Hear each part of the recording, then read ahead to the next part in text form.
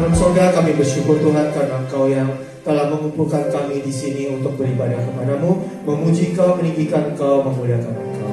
Kami bersyukur Tuhan atas semua berkat yang telah Kau berikan kepada kami sepanjang minggu yang lalu. Kau telah menyertai kami untuk menikmati liburan kami ya Bapa. Bapa, sekarang kami mau mendengarkan firman-Mu ya Bapa. Kau urapi hamba-Mu yang tidak bisa apa-apa ini, biarlah kiranya hamba-Mu tidak mencuri kemuliaan-Mu, segala sesuatu yang hamba-Mu telah persiapkan biarlah menjadi isi hati-Mu ya Bapa. Roh Kudus bekerja dengan dahsyat untuk memberitakan firman Tuhan, sehingga setiap yang mendengarkan hatinya digemburkan, pikirannya digemburkan, supaya setiap firman yang ditabur akan tumbuh subur di dalam hidup kami dan kami dijadikan pelaku firman-Mu. Kami bersyukur Tuhan karena Kau telah memakai worship leader dan singer dan juga pemusik untuk membawa kami masuk ke dalam hadirat-Mu. Terima kasih Tuhan, kami sekarang mau mendengarkan firman-Mu. Pakailah kami ya Bapa. Terima kasih Tuhan, di dalam nama Tuhan Yesus kami sudah berdoa mengucap syukur dan saya katakan amin. Silakan dulu saudaraku. Shalom. Apa kabar saudaraku? Luar biasa ya. Bersama Tuhan Yesus selalu luar biasa. Tema kita hari ini, saya diberikan selalu dalam proses keselamatan. Stay in the salvation process. Saya campur sedikit bahasa Inggris ya, biar kelihatannya keren. Karena ada teman-teman di sini yang agak kurang bagus bahasa Indonesia, jadi kita coba jembatan. Jadi di dalam kehidupan kita, keselamatan itu bukanlah sebuah hal yang instan, tapi ada proses dalamnya juga. Memang menerima keselamatan itu mudah, dengan hati percaya, dengan mulut berkata, ya kan, mengaku Yesus adalah Tuhan, kita sudah terima keselamatan itu. Tapi kita bukan cuma terima saja, tapi kita harus tetap ada di dalam keselamatan tersebut. Kenapa? Saya tidak setuju dengan orang-orang yang berkata sekali selamat pasti selamat. Ya, kalau kita tidak tinggal di dalam keselamatan tersebut, maka kita ada di luar. Begitu kita ada di luar, belum tentu kita selamat. Apakah keselamatan itu hilang? Tidak. Keselamatan itu tetap ada. Jadi buat kita yang sempat keluar dari keselamatan, jangan lupa balik lagi. Begitu sadar, cepat-cepat balik. Ya kan? Jadi keselamatan itu adalah sebuah proses kehidupan. Salvation is a process in life. Ya. We are living in a process. Ya kan? To stay in the salvation.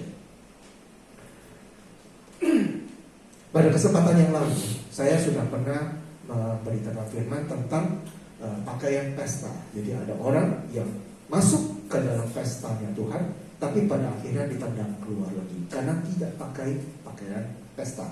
Itu adalah salah satu wujud contoh dari orang yang tidak mempersiapkan diri, tidak menjalani proses untuk tetap ada di dalam keselamatan tersebut. Di dalam keselamatan tersebut, proses tersebut ada banyak hal, nanti kita akan bahas, ya kan? Jadi di dalam kehidupan kita ini ada 3 proses. Ada 3 proses, ya. Satu adalah menerima keselamatan, to receive the salvation. Ya. In life we have 3 process. First is to receive the salvation, menerima keselamatan itu. Yang kedua adalah pembaharuan karakter, to process our life, to change our character, become like Jesus, menjadi serupa dengan Kristus. Yang ketiga adalah berbuah. Kita akan bahas 3 ini. Ya. Di dalam firman Tuhan dikatakan tinggallah di dalam aku. Yesus berkata tinggallah di dalam aku. Maksudnya itu seperti apa sih? Maksudnya adalah jikalau kita tinggal di dalam Kristus adalah kalau kita tinggal di dalam firman-Nya. Tinggal di dalam firman-Nya adalah kita melakukan firman-Nya. Ya, nah, kita mulai prosesnya. Yang pertama, menerima keselamatan. Alkitab mencatat setiap orang yang percaya kepada Yesus pasti selamat. 100% a person who believe in Jesus is saved, diselamatkan. Firman Tuhan ada di dalam 1 Yohanes 5 ayat 10 sampai 13. The first John chapter 5 verse 10 to 13. 1 Yohanes 5 ayat 10 sampai itu yang lainnya nanti ya. Saya nggak catat di sini tadi. 1 Yohanes 5 ayat 10 sampai 13 saya bacakan saja. Demikian firman Tuhan. Barang siapa percaya kepada anak Allah, yaitu Yesus, ia mempunyai kesaksian itu di dalam dirinya. Barang siapa tidak percaya kepada Allah, ia membuat dia atau Allah menjadi pendusta, karena ia tidak percaya akan kesaksian yang diberikan Allah tentang anaknya, yaitu Yesus. Dan inilah kesaksian itu, Allah telah mengaruniakan hidup yang kekal kepada kita, dan hidup itu ada di dalam anaknya, yaitu Yesus. Barang siapa memiliki anak, ia memiliki hidup. Barang siapa tidak memiliki anak, ia tidak memiliki hidup. Semua itu kutuliskan kepada kamu, supaya kamu yang percaya kepada nama anak Allah, yaitu Yesus, tahu bahwa kamu memiliki hidup yang kekal. Nah, jadi di situ dinyatakan bahwa pasti selamat kalau kita percaya kepada Yesus. Maka di firman Tuhan berkata, dengan mulut mengaku, dengan hati percaya, maka kita terima keselamatan. Kita terima dengan iman, ya kan? Kita selamat dengan iman, bukan dengan perbuatan. Ya, jadi keselamatan murni hanya karena iman kepada Yesus. Kerja keras kita tidak bisa menyelamatkan kita. Sekarang lagi tren ada namanya Kristen progresif. Padahal mungkin tak lama ya, tapi baru viral. Mereka bilang ada keselamatan selain daripada Yesus. Orang yang melakukan amal ibadah dengan baik, ya kan, berbuat yang baik, tidak membunuh, tidak berbuat jahat, juga selamat. Kalau kita orang Kristen kan, kita pegang Alkitab sebagai kebenaran firman Tuhan. Ini kebenaran yang absolut. Di luar itu saya tidak berani ngomong apa-apa, ya, karena tidak ada di Alkitab. Jadi kalau di dalam Alkitab dikatakan Yesus berfirman, akulah jalan dan kebenaran dan hidup. I am the way, the truth, and the life. The way, the only way. Tidak ada yang bisa sampai kepada Bapa kalau bukan lewat aku. Loh, sudah dikatakan tidak ada yang bisa sampai kepada Bapa. There is no person who can through the Father get to the Father without Jesus, tanpa melalui Yesus. Jadi Yesus itu udah jalan satu-satunya menuju kepada Bapa, satu-satunya jalan keselamatan. Jadi di luar itu tidak ada yang lain. Kita harus jalan melalui Yesus. Yesus bilang dia adalah jalan, maka kita harus jalan. Di jalan itu ada proses.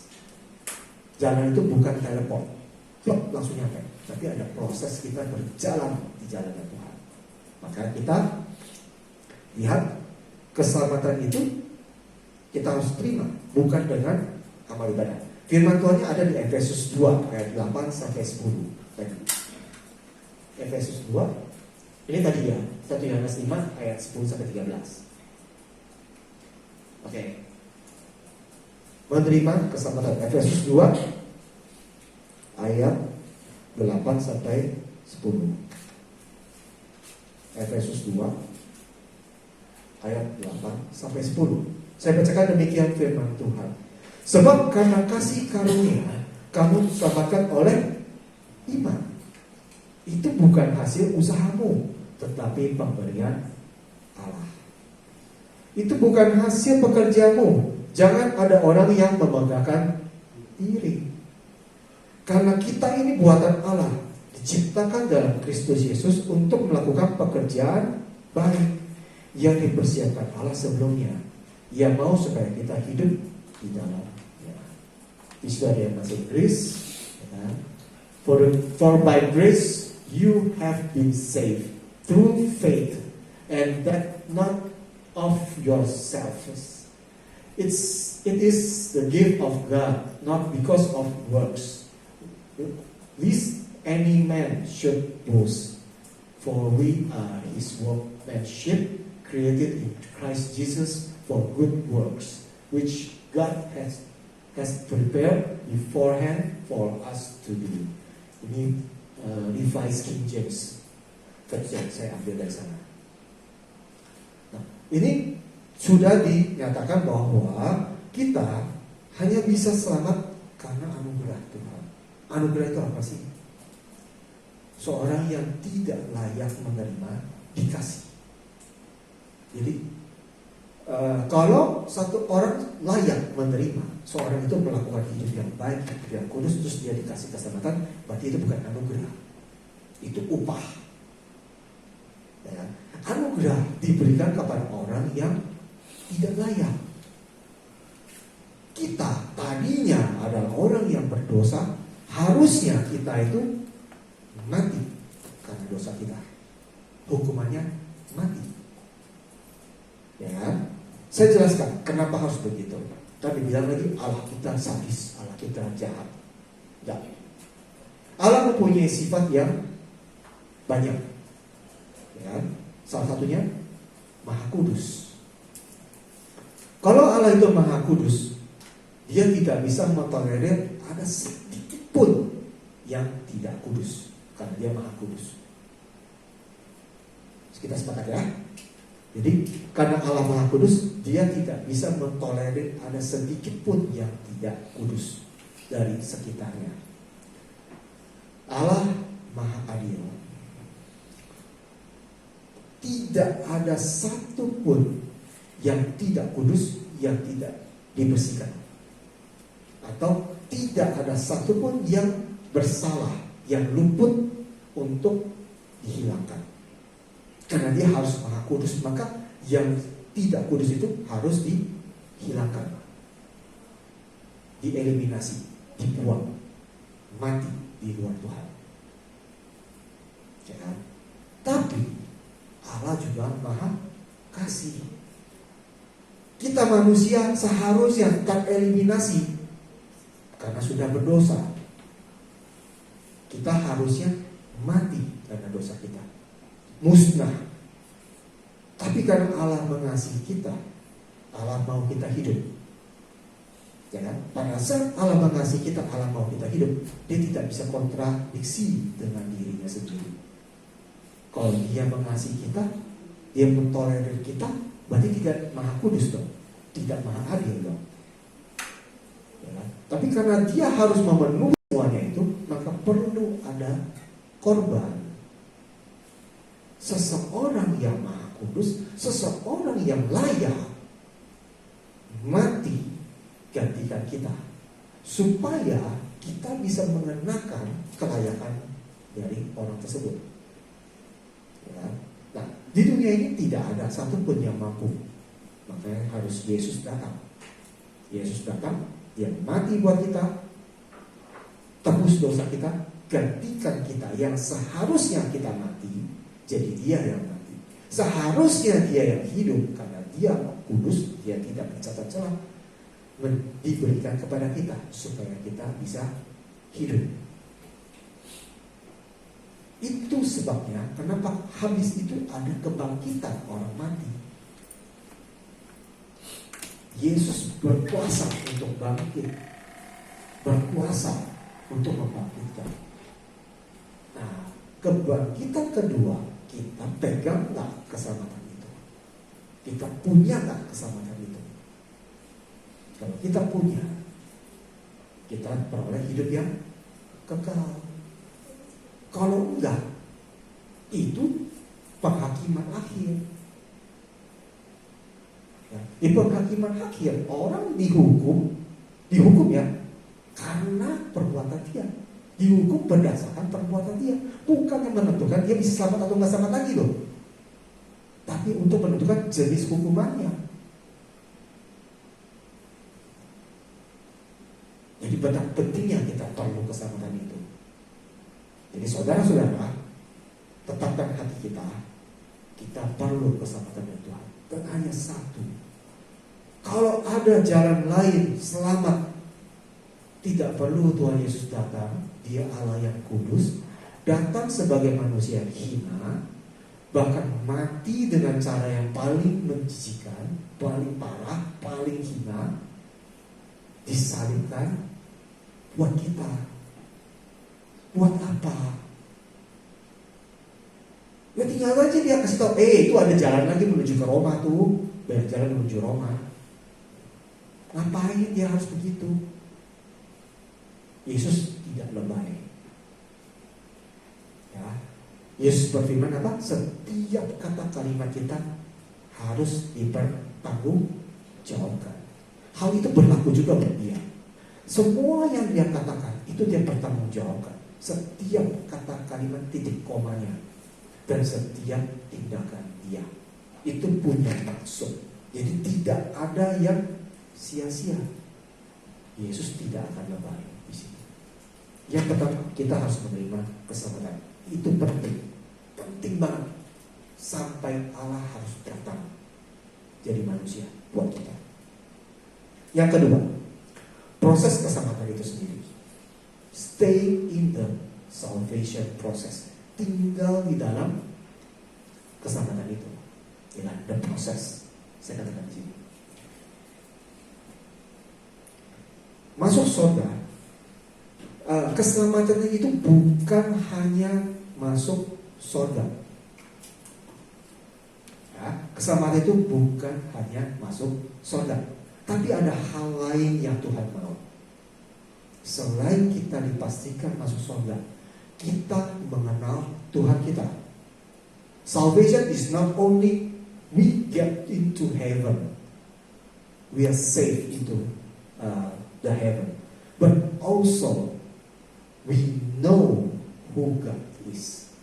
Jadi ada pengenalan pribadi. Jadi Tuhan mau kita mengenal pribadi Dia, kita mengenal Dia, kita intim dengan Dia. Gak mungkin kita hadir di dalam rumah Tuhan di surga, ikut pestanya Dia, yang katanya kita mau jadi mempelai perempuannya, tapi kita tidak kenal siapa Yesus itu, siapa Tuhan kita. Jadi di dalam keselamatan itu sendiri kita perlu ada proses. Prosesnya mengenal Tuhan. Ini loh, Yesus menjabarkan dirinya, memperkenalkan dirinya lewat firman Tuhan. Demikian juga Bapa, demikian juga Allah. Dia memperkenalkan dirinya di firman Tuhan. Saat sekarang kita udah gak bisa melihat Tuhan terus datang gitu, wah dalam kemuliaannya gitu, ada petir-petir ya kan, ada airnya, wah nyala sinar kayak gitu, udah gak kayak gitu. Karena semua sudah dijabarkan di sini. Ini sudah cukup untuk menyatakan siapa Tuhan itu.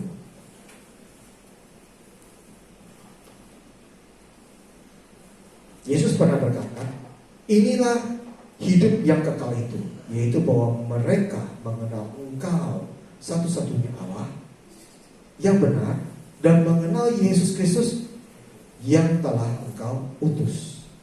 Firman itu ada di Yohanes 17 ayat 3. Ya, kalau kita diajar untuk mengenal Kristus, mencintai Kristus. Oke.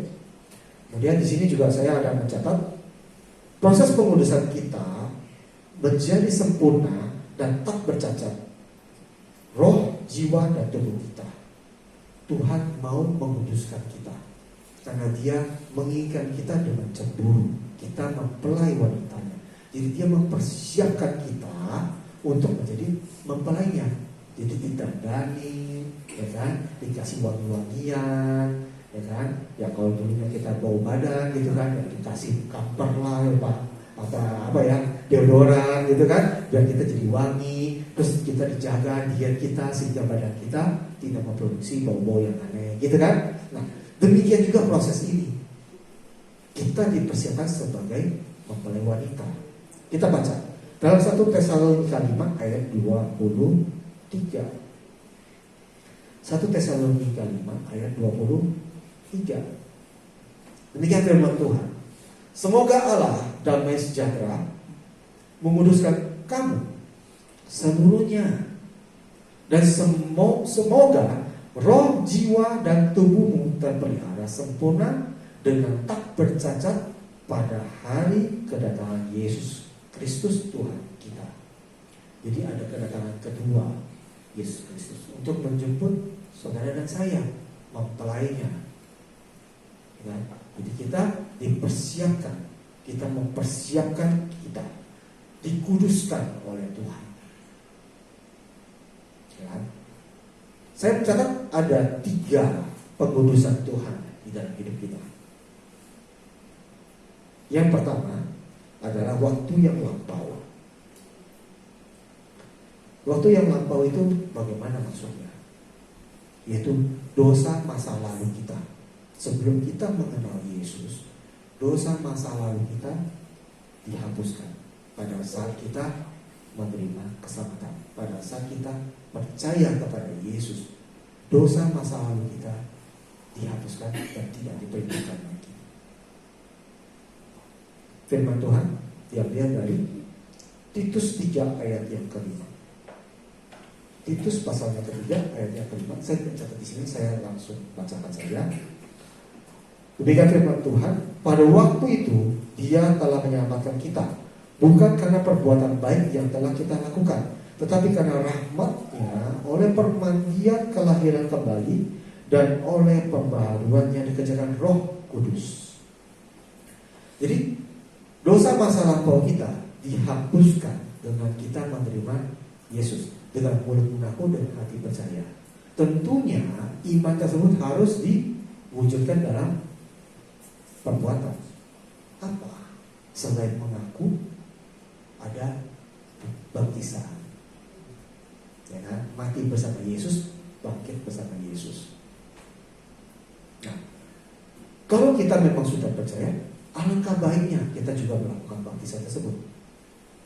Ya kan? Terus orang akan bicara, kan orang yang di samping Tuhan Yesus saja masuk surga, gitu kan? Yang disalibkan di samping Tuhan Yesus. Iya sih, tapi kan dia udah nggak bisa dibaptis, udah dipaku. Masa dia turunin dulu, baptis dulu, baku lagi. Ya kan? Dia udah nggak punya kesempatan. Ya kan? Buat kita yang masih punya kesempatan, alangkah baiknya tetapkan hati kita jalani.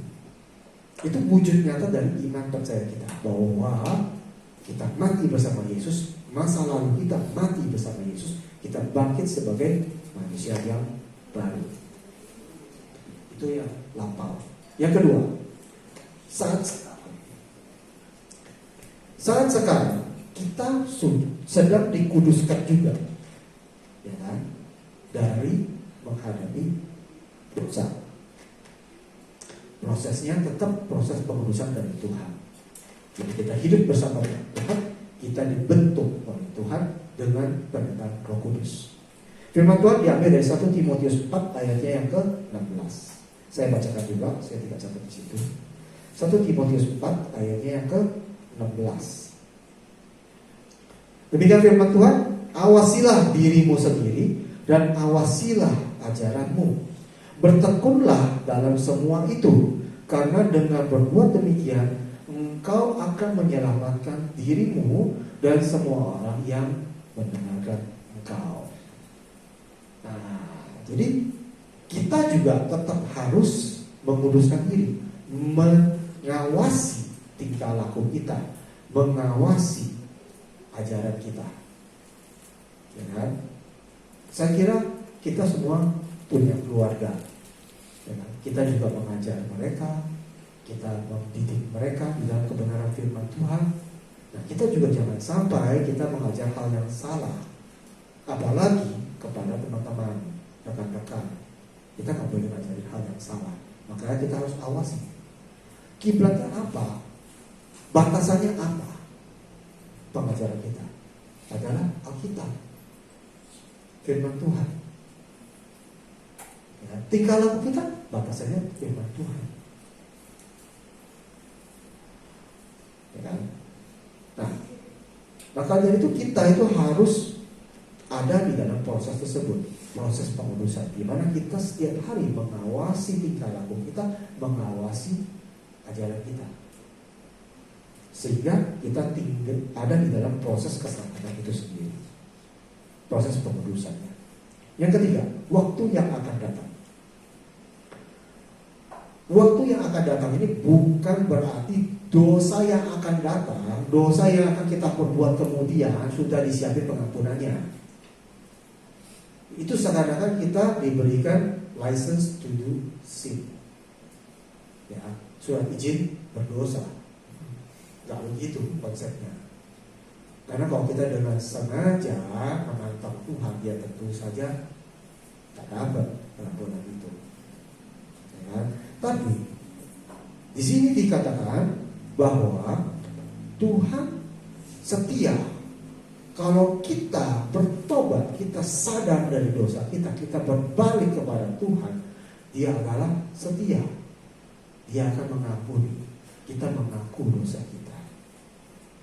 Firman Tuhan diambil dari 1 Petrus 1 ayatnya yang ke-5. 1 Petrus 1 ayatnya yang ke-5. Demikian firman Tuhan, yaitu kamu yang dipelihara dalam kekuatan Allah karena imanmu, sementara kamu menantikan keselamatan yang telah tersedia untuk dinyatakan pada zaman akhir.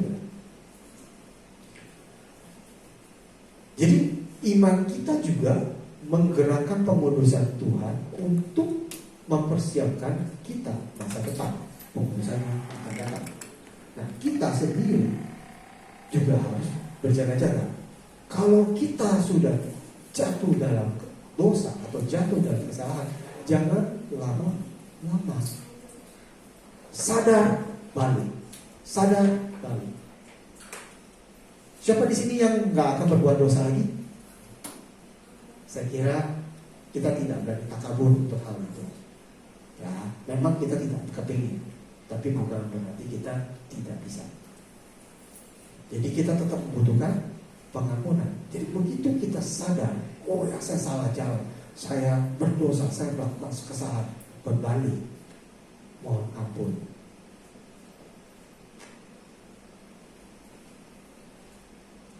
Kita juga harus mengingat, ya, untuk menepis orang-orang yang mengatakan sekali selamat tetap selamat, kita juga harus mengingat ada juga peringatan-peringatan dan Alkitab, ya kan, yang menyatakan bahwa orang itu bisa keluar dari keselamatan, orang itu bisa kehilangan keselamatan dia.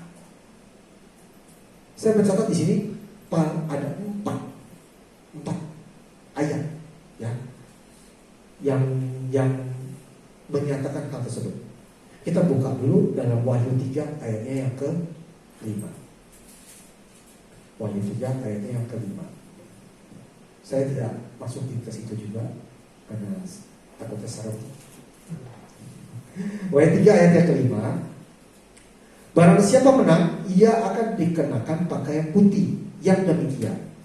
Aku tidak akan menghapus namanya dari kitab kehidupan, melainkan aku akan mengaku namanya di hadapan Bapakku dan di hadapan para malaikat.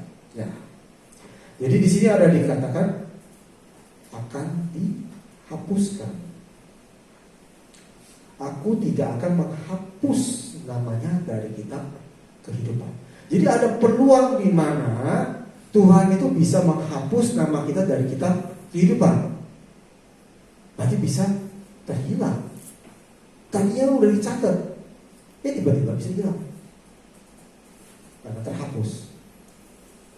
Ya.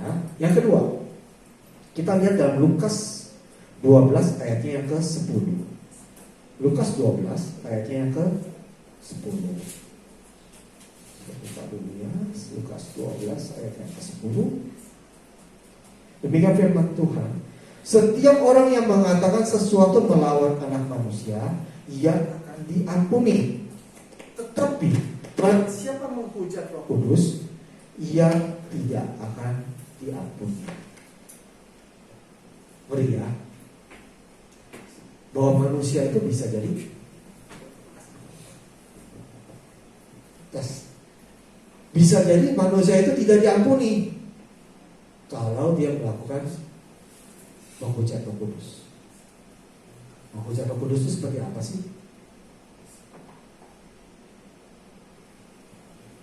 Kalau ada karya Roh Kudus di dalam dunia ini, kita mengatakan hal yang negatif tentang karya tersebut. Bahkan kita cenderung tidak percaya atau meragukan atau bahkan mengatakan hal-hal yang tidak baik tentang karya Roh Kudus tersebut. Maka hal itu bisa dikatakan sebagai menghujat Roh Kudus. Kemudian di dalam hidup kita juga bisa memadamkan Roh Kudus tersebut. Dengan apa? Mendiamkan Roh Kudus itu. Pada saat kita di warning oleh Roh Kudus, dikasih tahu sama Roh Kudus, kita selalu melawan, kita selalu tidak berdebat, ya kan? Sehingga kita membuat Roh Kudus menjadi tidak berarti dalam hidup kita. Itu juga namanya menghujat Roh Kudus. Yang ketiga ada di Ibrani 6 ayat 4 sampai 6. Ibrani pasal yang ke-6 ayat 4 sampai yang ke-6. Saya bacakan lagi. Sebab mereka yang pernah diterangi hatinya, yang pernah mengecap karunia sorgawi, dan yang pernah mendapat bagian dalam Roh Kudus, dan yang mengecap firman yang baik dari Allah, dan karunia-karunia dunia yang akan datang. Namun yang murtad lagi tidak mungkin dibaharui sekali lagi sedemikian, sehingga hingga mereka bertobat, sebab mereka menyalibkan lagi anak Allah bagi diri mereka dan menghinanya di muka umum. Jadi ini juga ngeri. Orang sudah pernah mengecap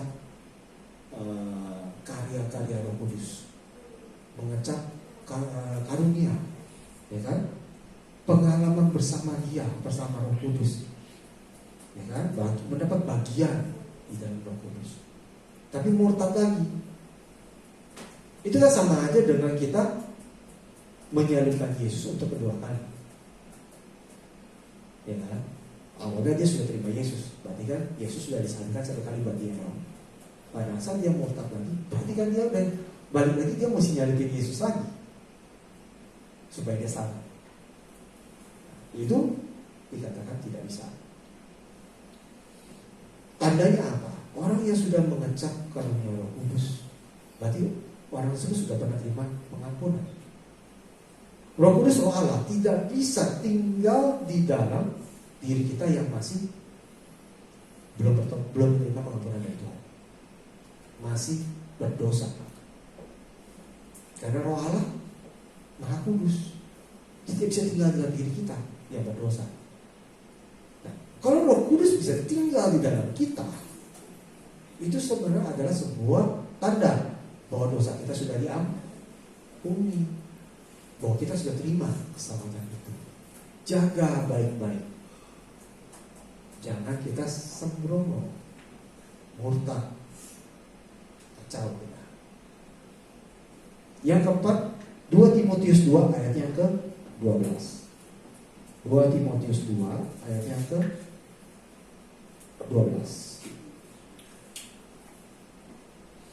Jika kita bertekun, kita pun ikut pemerintah dengan Dia. Jika kita menyangkal Dia, Dia pun akan menyangkal kita. Jadi kalau kita menyangkal Yesus itu adalah Tuhan, maka Yesus juga akan menyangkal kita di hadapan Bapa. Itu adalah 4 yang saya catat kita bisa kehilangan. Bukan kehilangan gimana, bukan keselamatan hilang ya, tapi kita keluar dari keselamatan, jadi kita tidak memperoleh keselamatan itu.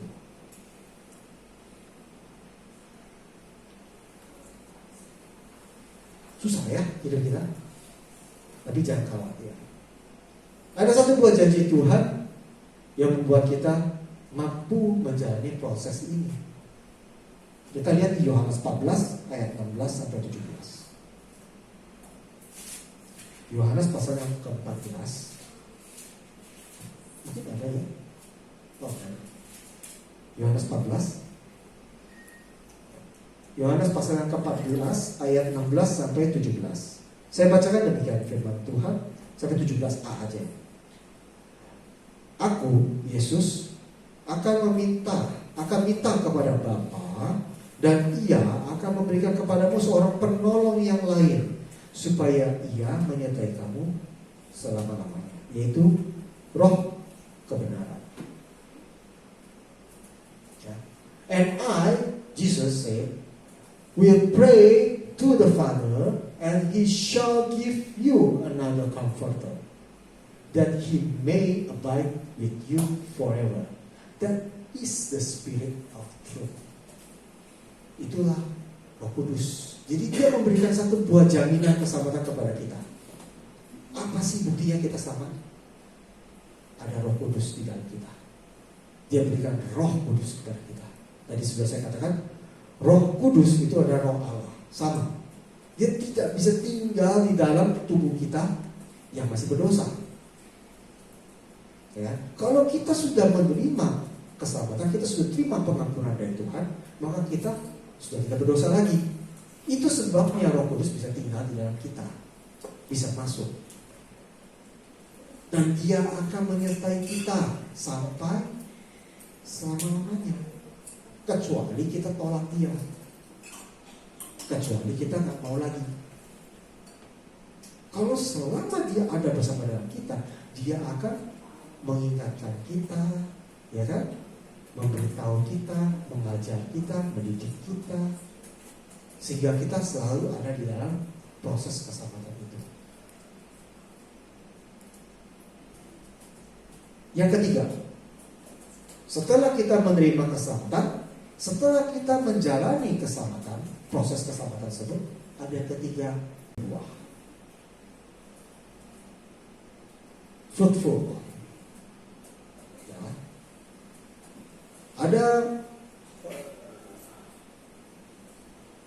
Ada perumpamaan Tuhan di Yohanes pasalnya ke-15 tentang pokok anggur. Yesus adalah pokok anggur, kitalah caranya. Dan Bapa menuntut buah dari kita, karena Dia adalah pengusahanya. Jadi selain daripada kita tempel kepada pokok anggur, kita menjadi hidup, bukan menjadi ranting yang kering terus dibuang ke dalam api. Kita hidup. Bapa itu menuntut buah. Ada buah yang dihasilkan. Nah, buah seperti apa yang kita hasilkan menentukan siapa kita. Ya kan? Sebuah pohon dikenal dari buahnya. Jadi pohon itu nggak tiba-tiba muncul dalam KTP. Saya namanya ini pohon pepaya. Bukan. Tapi kita tahu itu pohon pepaya dari buah pepaya yang dihasilkan. Nah, kita adalah carang anggur. Yesus pokok anggur. Kalau kita nempel dengan Yesus, berarti kita menerima nutrisi dari Yesus. Kita menjadi hidup, dan kita menghasilkan buah anggur. Jangan kita menghasilkan buah ara. Wah, kita jadi kehilangan identitas nanti. Bingung kita pohon apa sebenarnya. Ya kan? Jadi kalau kita menempel dengan Tuhan, otomatis buah kita adalah buah roh, bukan buah keduniawian. Nah, buah roh itu seperti apa sih? Kita lihat di Galatia 5 ayat 22 sampai 23. Galatia 5 ayat 22 sampai 23. Demikian firman Tuhan, tetapi buah roh ialah kasih, sukacita, damai sejahtera, kesabaran, kemurahan, kebaikan, kesetiaan, kelemah lembutan, penguasaan diri. Tidak ada hukum yang menentang hal-hal tersebut. Dalam bahasa Inggrisnya, but the fruit of the Spirit is love, joy, peace, patience, kindness, goodness, faithfulness, gentleness, and self-control. Against such things there is no law. Jadi tidak ada hukum yang menentang hal tersebut. Periksa diri kita, apakah kita punya buah roh itu. Kalau tidak ada, caranya prosesnya supaya kita menghasilkan buah. Berarti kita belum sampai berbuah. Cuma kalau kita nggak berbuah terus, gimana? Tuhan akan bersihkan kita, ya kan? Tapi kalau benar-benar nggak mau berbuah, ya udah dipotong, dibuang jadi ranting kering. Jadi kita harus mau berbuah. Itu yang di dalam diri kita. Buah roh itu ada di dalam diri kita. Keluar, gak cuma di dalam diri kita loh Tuhan mau, tapi keluar juga ada buahnya. Apa? Jiwa-jiwa. Pergilah, jadikanlah semua orang muridku, kata Yesus. Kita mungkin gak bisa menginjil. Kita mungkin bukan orang yang fasih dalam memberitakan firman. Gak apa. Tapi dengan modal buah roh ini ada di dalam karakter hidup kita, kita jadi ikhlas dan terbuka. Orang akan bilang, dia siapa sih? Oh, dia orang yang baik ya, penuh kasih sayang, ya kan, sabar, ya kan, mengendalikan diri dengan baik. Oh, dia orang Kristen. Kok bisa? Dia dulu waktu sebelum jadi Kristen beringas, ya kan, galak, gigit lagi, najis kali ya. Ya. Tapi pada saat dia menerima Yesus, dia berubah. Nah, orang akan melihat sebuah perubahan dalam hidup dia, dan mereka akan menyelidiki. Pada saat itu mereka tahu bahwa Yesus ada di dalam perubahan hidup kita, dalam proses hidup kita. Dan mereka jadi pengen ikut serta, ikut ke gereja, ikut dengerin firman, ikut bertobat, dan ikut menjadi seperti kita, murid Tuhan. Begitu baru kita bisa jadi iklannya terbuka. Kita berbuah selain diri kita, kita juga berbuah jiwa-jiwa yang lain. Akan sulit buat kita untuk mengajak orang ke gereja kalau kita juga masih serupa dengan mereka, betul ya? Kita sama-sama, korupsi sama-sama, ya kan? Ngorong duit sama-sama, ya kan? Mungkin mabuk-mabukan sama-sama, ya kan? Mungkin bahkan ada yang pergi ke rumah yang bordir gitu juga sama-sama gitu kan? Ya itu mah mereka mana mau datang ke gereja, ya sama, nasib ya kan? Dagang juga minggu. Kan sama kita sama dia. Buat apa bedanya? Dia ke gereja, ya udah saya ke tempat lain. Gitu. Tapi kalau kita diberkati dalam dagang benar, kerja benar, integritas, karakter juga bagus, ya kan? Mereka melihat, dulu nggak begini, sekarang jadi begini nih. Nah, dia juga mau. Itu adalah berbuah. Yang terakhir kita sampai kepada kesimpulannya, conclusion. Puji Tuhan. Kalau ada terakhir, puji Tuhan. Keselamatan memang bukan hasil karya manusia, tetapi anugerah dari Allah yang kita terima dengan iman. Namun ada bagian dari kita, yaitu tetap bertahan dalam keselamatan dan berbuah bagi kemuliaan Bapa. Keselamatan bukan hanya masuk surga, tetapi pengenalan akan Allah kita. Mari kita tetap berjuang, tinggal di dalam keselamatan yang telah dianugerahkan kepada kita oleh Allah. Dalam bahasa Inggrisnya, salvation is not the result of human works, but it's a gift from God that we receive by faith. But there is a part of us that remains in salvation, to stay in salvation and bear fruit for the glory of the Father. Salvation is not just going to heaven, but also knowing our God. Let us continue to strive to remain in the salvation that has been given to us by God. Demikian firman Tuhan. Saya undang musik.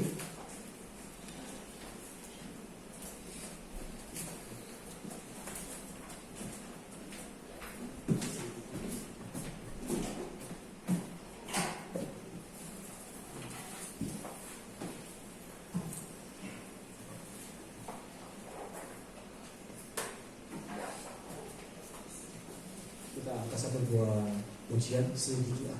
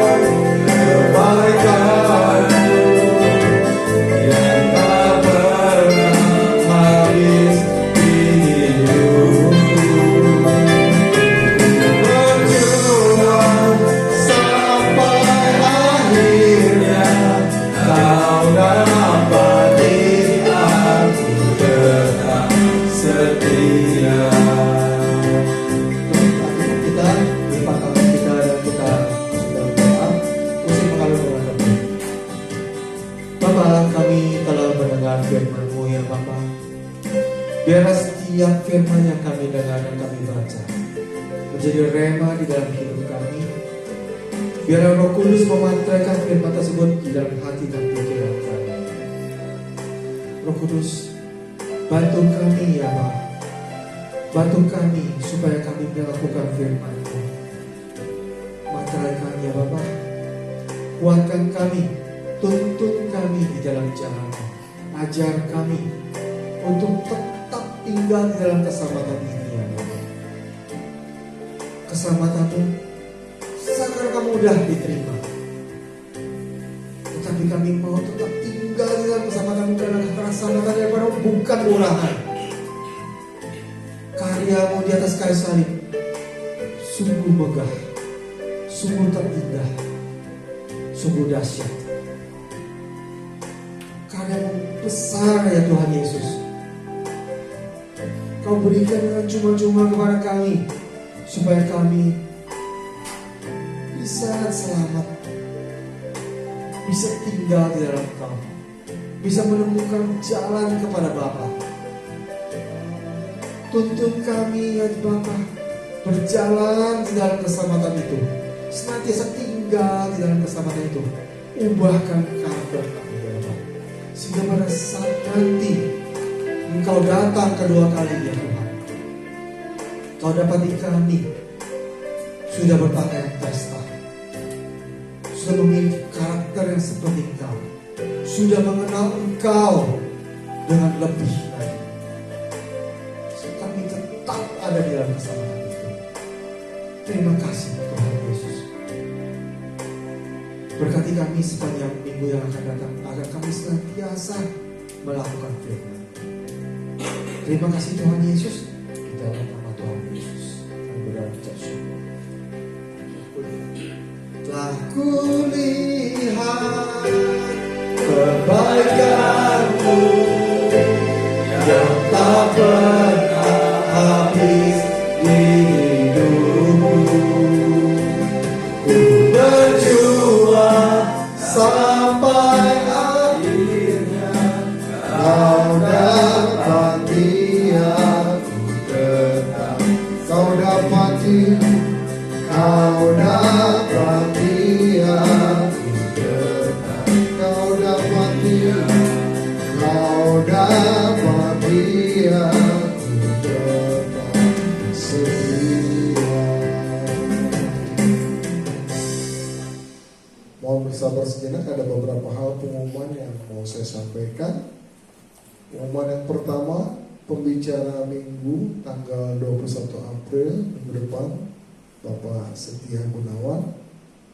Dan yang kedua, ibadah youth untuk April 2014 diliburkan karena adanya Hari Raya Idul Fitri. Dan yang ketiga, ibadah sekolah minggu diadakan setiap minggu pukul 10.30 di lantai 4.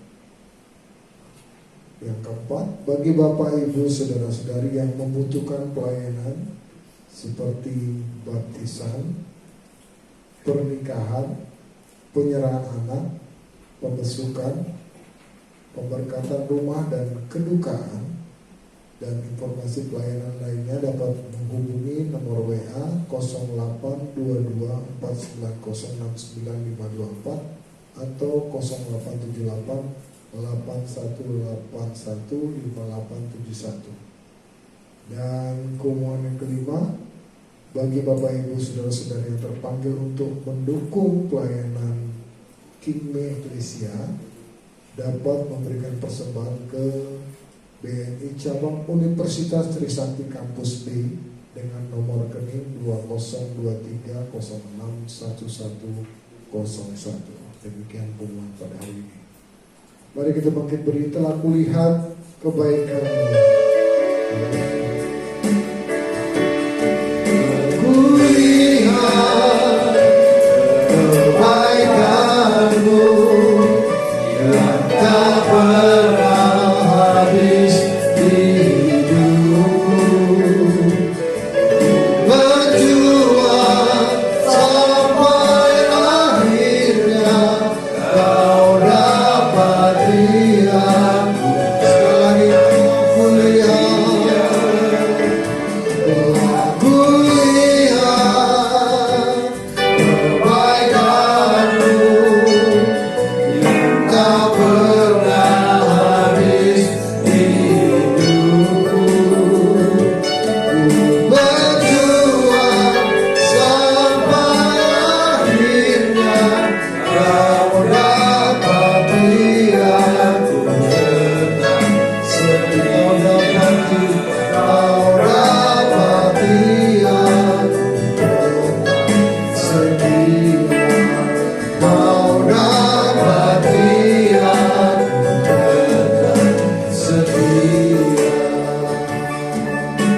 Mari kita bersatu di dalam doa. Bapa kami yang di surga, terima kasih Tuhan untuk kebenaran firman-Mu yang disampaikan oleh hamba-Mu Pak Jeki. Kami percaya kebenaran-Mu tidak akan berlalu dengan sia-sia. Roh yang Kudus akan menuntun kami ke dalam kebenaran. Berkati Pak Jeki, usaha pekerjaannya, berkati keluarganya. Kami percaya Tuhan dimanapun dia berada, nama-Mu dimuliakan dan ditinggikan. Terima kasih Tuhan juga untuk tim Eklesia di bawah penggembalaan Bapak Alehamin Filemon, kami serahkan dalam tangan-Mu hamba-Mu ini Bapak. Jaga hati dan pikirannya, hidupnya, kebenaran-Mu selalu melingkupi dia Bapak dimanapun dia berada. Berkati juga Ibu Yulia dan seluruh keluarga kami serahkan dalam tangan pengasihan Tuhan. Berkati para pengerja, aktivis semuanya, kau khususnya kami serahkan dalam tangan seluruh jemaat-Mu Bapa ke dalam tangan pengasihan Tuhan. Pemeliharaan Allah sempurna buat Kingdom Eklesia. Kami percaya Tuhan, seluruh jemaat-Mu yang mengalami kedukaan atau apapun, kami percaya penghiburan datangnya daripada-Mu. Yang mengalami sakit penyakit, Engkau Allah yang pasti menyembuhkan. Terima kasih Bapa. Kami bersyukur juga untuk persembahan. Kami percaya Engkau Allah yang akan mencukupkan seluruh kebutuhan kami. Kami menyerahkan Bapa pengelolaan ini dengan hati yang bersih, hati yang tulus, dan nama Tuhan saja dipermuliakan. Terima kasih Tuhan, kami menyerahkan sepenuhnya ke dalam tangan-Mu. Untuk bangsa dan negara kami juga ke dalam tangan Tuhan. Terima kasih buat bangsa dan negara ini untuk pemilihan yang telah berlalu, dan kami menyerahkan pemerintahan yang baru ini ke dalam tangan Tuhan. Biarlah Engkau Tuhan jadi kepala atas bangsa kami ini Bapa. Kami menyerahkannya sepenuhnya ke dalam tangan-Mu di dalam nama Tuhan Yesus Kristus. Terima kasih Tuhan, inilah doa kami. Mari Bapak Ibu kita mengucapkan doa Bapa kami. Bapa kami yang di surga, dikuduskanlah nama-Mu, datanglah kerajaan-Mu, jadilah kehendak-Mu di bumi seperti di surga. Berikanlah kami pada hari ini makanan kami yang secukupnya, dan ampunilah kami akan kesalahan kami, seperti kami juga mengampuni orang yang bersalah kepada kami. Dan janganlah bawa kami ke dalam pencobaan, tetapi lepaskanlah kami daripada yang jahat. Karena Engkau punya kerajaan dan kuasa dan kemuliaan sampai selama-lamanya. Kita akhiri ibadah kita pada pagi hari ini. Kami telah mendengar kebenaran firman Tuhan. Engkau telah selamatkan kami 2000 tahun yang lalu, dan kami dalam proses keselamatan. Kami akan diselamatkan, dan kami sedang diselamatkan saat ini. Terima kasih Bapa di surga untuk karya keselamatan yang Tuhan berikan kepada kami. Roh Kudus tuntun kami. Sekali lagi Bapa di surga, Engkau telah menebus kami, Engkau telah menyelamatkan kami 2000 tahun yang lalu, dan kami sedang proses keselamatan saat ini. Kami sedang diselamatkan, dan akhirnya kami akan diselamatkan oleh kasih karunia Tuhan. Terima kasih buat hamba-Mu Bapak Jeki Ganda yang telah menjadi saluran berkat bagi kami pada pagi hari. Dan kami akan pulang, kami akan beraktivitas seperti biasa. Kami tetap menyerahkan hidup kami dalam kasih karunia Tuhan, sebab kami tidak tahu apa yang terjadi hari depan, tapi Tuhan tahu. Olehnya kami menaruh pengharapan kami kepada Engkau. Saudaraku, jemaat Tuhan, angkat tangan kita sama-sama, terimalah berkat Tuhan. Tuhan memberkati engkau dan melindungi engkau. Tuhan menyinari engkau dengan wajahnya dan memberi engkau kasih karunia. Tuhan menghadapkan wajahnya kepadamu dan memberi engkau damai sejahtera mulai hari ini sampai selama-lamanya. Tuhan Yesus memberkati engkau. Haleluya. Kami memuji kebesaran-Mu.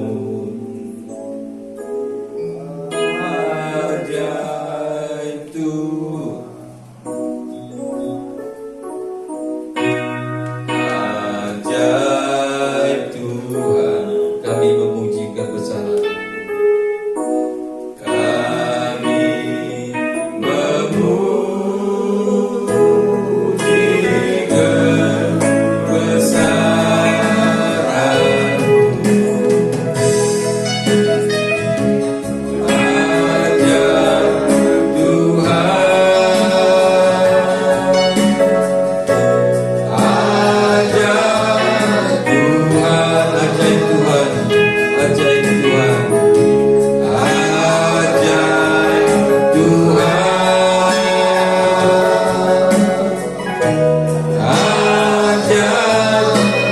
Tuhan. Tuhan memberkati.